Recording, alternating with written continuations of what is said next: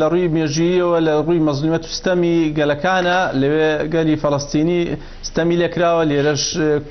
كرد وكنا توا استمي لكرا برام من حسد كم تجاوز كيان باس كم تجاوز كي او كوا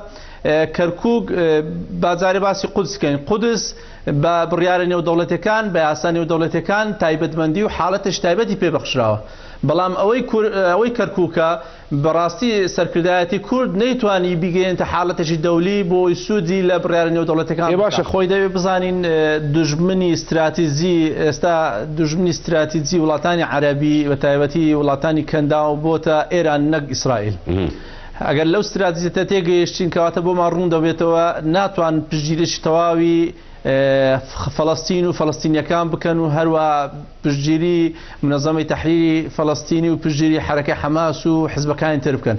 كواتا اوان زوربي تواناو كوششو هولو هرتي امكانيات شان هي دجاتي ايران بيدكن نقوى دجاتي اسرائيلي بيبكن اوش خالشي ايجابي بو اسرائيل خالشي لاوازش بو فلسطينيكان لەگەڵ ئەوەشدا تورکیا تەنها دەتوانین بڵێن تەنها قسەی پێ دەکرێت لەبەر خۆی لە حلفی ناتۆیە هەروەها خۆشی ئیتفاقیاتی هەیە لەگەڵ ئیسرائیل تەجروبەی ئەوەشی کرد کە واگە بەرامبەر ئیسرائیل ڕابوەستێ چارەنووسەکەی چی لێ دێت چۆن دەتوانرێت چواردەورێ بگیرێت و دژایەتی بکرێت و تەنانەت